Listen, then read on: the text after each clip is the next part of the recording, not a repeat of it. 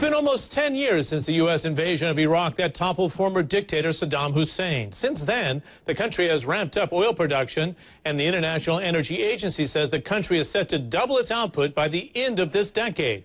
It also says by 2030, Iraq is on track to become the second biggest supplier to world markets after Saudi Arabia. The agency says that the rapid growth rate could generate $200 billion a year of revenue and transform the country's economy.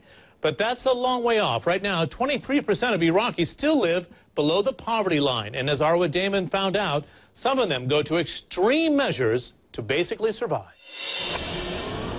Muntaha is perhaps the smallest of the children here, crawling through filth and mountains of garbage, gathering bottles, cans, anything she can sell. Scavenging is her family's only source of income. And scouring rotten garbage will pay just $4 to $8 a day. We wanted to speak to her, but her older brother said she had to keep working. And we were forced to film from outside the dump.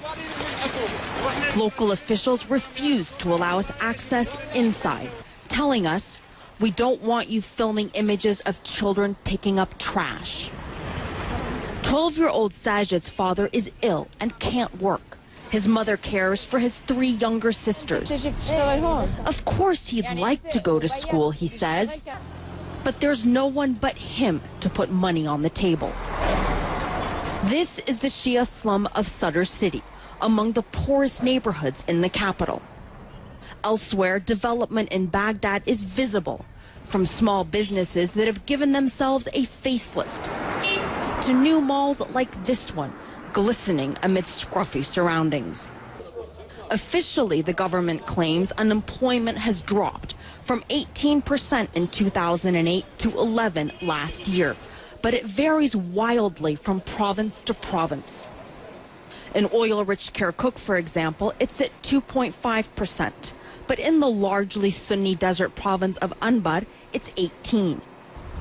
And much of the capital is still a mess. Look hard enough and you will find street repairs and other government-funded small projects, but basic services are still in shambles. Across Baghdad, power cables from generators weave massive cobwebs across streets, up and down buildings. Households still only receive between 2 and 6 hours of city power a day. Much of Iraq's oil wealth is lost to corruption and mismanagement, despite the steady increase in production. According to the United Nations Children Fund, around 23% of the population still lives below the poverty line. We met Karim Hassan among the families who live at the dump. His 10-year-old daughter died shortly after the family moved here 9 years ago. He says doctors told him it was from a bacteria she picked up. He takes us into the crude structure his family lives in.